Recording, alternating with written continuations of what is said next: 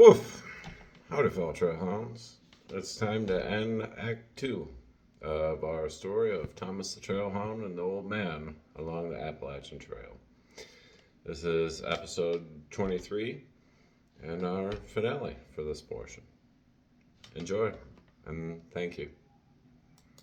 I know, counterintuitive to tell raw spoken word stories in our modern over-optimized era. The woods were still there, but civilization had started pressing against their edges. I noticed it first in the frequency of road crossings, more now, closer together. The white blazes leading us across asphalt and back into tree line, and across asphalt again, like the trail was threading itself through the eye of a needle. The world kept moving. Then the sounds, distant traffic, a train somewhere south, the particular hum of density, 10,000 lives running simultaneously on schedules and obligations. In the forward motion of ordinary days, and the smells, restaurants, fuel, the warm yeast exhaust of a bakery somewhere we couldn't see. The old man's nose wasn't built for this, the way mine was, but I watched him catch it anyway. That flicker of recognition when civilization enters the body of someone who has been living at the speed of their own feet long enough to notice the difference. He didn't recoil, he just noted it, the way you note weather. The town arrived the way towns do after long trail miles, suddenly. And then, all at once, streets where there had been path, storefronts where there had been tree line, faces that hadn't walked from Georgia, looking at two trail-worn figures, the way the settled world looks at the still moving one, with something between admiration and mild discomfort of being reminded that some people are still out there doing the thing everyone else thought about once. I stayed close. The noise and the density and the electric hum of that many lives in proximity, I haven't learned to manage it, but I have not learned to prefer it. The old man moved through it with particular patience of someone who no longer belongs to it, but holds no grievance against it either. He had stopped running from civilization somewhere south of here. He simply no longer lived there the way he once had. The lodge sat at the edge of things, not grand, not rustic, just right. Four walls that belonged to us for one night, a door that closed against the world, a window with weather on the other side of the glass, heat that didn't require tending, the civilization world offering its best argument. Look how good this can be. Look what you believe in. The old man stood in the doorway for a moment before stepping in, taking it in the way he takes in views now, fully. without rushing, giving the moment what it requires. Then he stepped inside, and I followed. There was a fireplace, real wood, real fire, the kind that talks back, pops, and settles, and exhales. The kind that has opinions about the cold outside. And outside, the cold had opinions too. When they had come up hard by evening, pressing against the glass, finding the edges of things, making an argument that the world beyond the walls was serious now, and getting more so. The fire answered, crack, settle, hold. The old man made tea from the largest small kitchen. Something simple.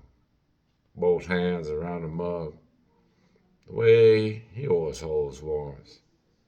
Completely. Like he's in conversation with it. I took the bed. Requires no further explanation. Hundreds of miles, every cold night, every hard ground, every dawn that required getting up before either of us was ready. The bed was mine by any reasonable accounting. The old man sat in a chair by the window and looked at the weather, making its case against the glass, and said nothing. And I said nothing. And the fire said everything worth saying. He was restless in the way people about to do something that matters, not afraid. Restless. There's a difference. Fear wants to stop. Restlessness wants to begin. I watched him from the bed, one eye open, witness, keeping watch, the way I have kept watch since Georgia. He sat with his tea. He sat with the fire. He sat with the wind pressing against the glass and something pressing against the inside of him that had no name I could identify, but smelled like readiness. Sometime in the deeper night, the wind stopped. Not gradually, just stopped. The way an argument stops when someone finally says the true thing, the silence arrived, complete. And in it, through the window, the snow had settled, and the moon had found its opening. And the room filled with that particular light that only happens when moonlight filled the... Sorry.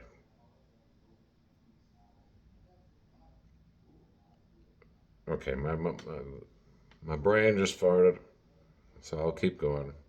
And the moon had found its opening, and the room filled with that particular light that only happens when moonlight comes through glass that has snow on the other side of it. Blue, white, still, like the world hadn't been waiting to show us something. And the wind had finally agreed to get out of the way. The old man was awake. I was awake. We didn't look at each other. We both looked at the light. Two creatures who had walked hundreds of miles together, past grief and storm and wild ponies.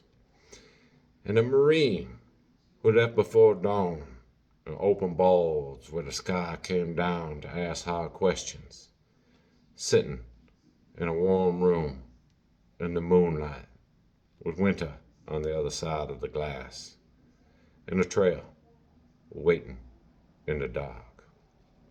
And nothing required of either of us in this moment but to be present in it. Put my chin on his leg. He put his hand on my back. Not petting, just contact. Just here, still, together. The moonlight held a long time. Then the clouds came back, soft and unhurried. And the room went dark again, and the fire had settled to embers. And somewhere in the warmth and the dark, we both finally slept. I want to tell you something about the old man's hands. I've been watching them since Georgia. Early on, restless hands. Hands that needed occupation, that reached for things and put them down and reached again. Hands of a man whose mind hadn't stopped moving, even when his body needed rest. These last miles, his hands have changed. They find stillness now. They hold things completely. The mug, the poles, the moleskin he writes in on the nights he rides, with the full attention of someone who has learned that holding something well requires nothing more than being present to it. This morning in the lodge, I watched him pack every item in its place, every strap adjusted with the economy of long practice.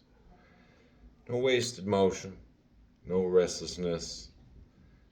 His hands knew the work, and the work was enough. But I noticed, and I noticed everything.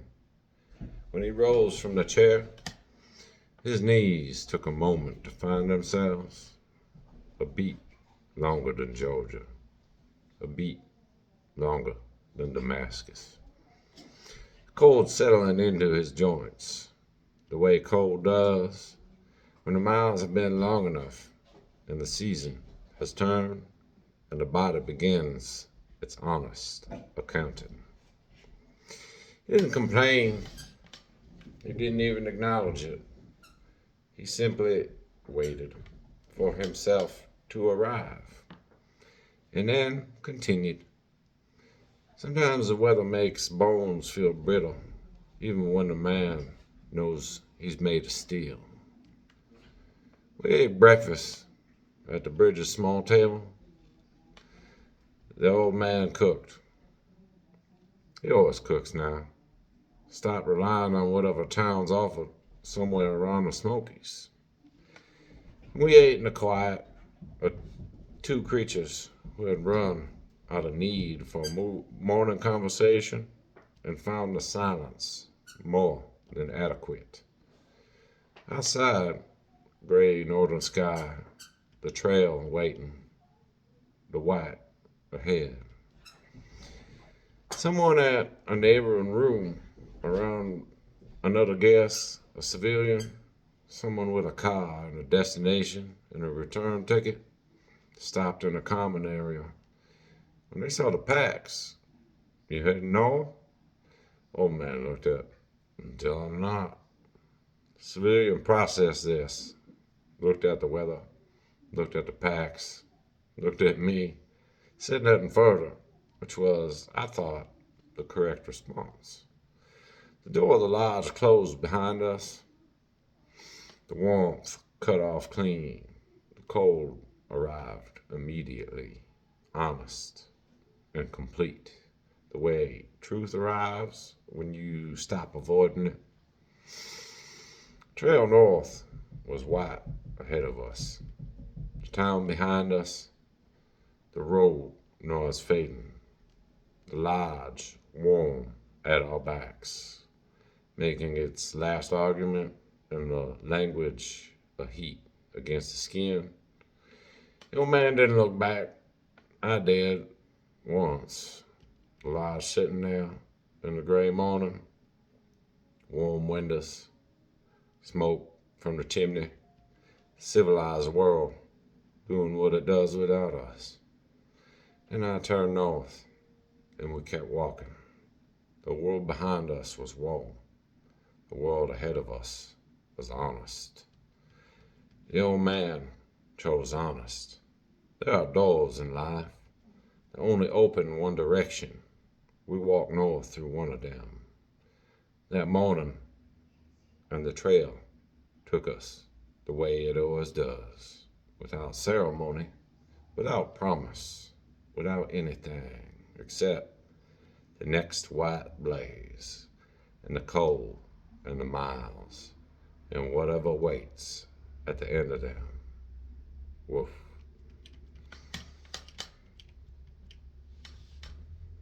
Diogenes' reflection. There's room in every life that offers you everything comfortable and asks only that you stay. Most people stay, and there's no shame in that. Warmth is real. Safety is real. The value of a door that closes against the cold is not a small thing. But there are some among us, and you know who you are. You've always known, for whom the comfortable room is not the destination.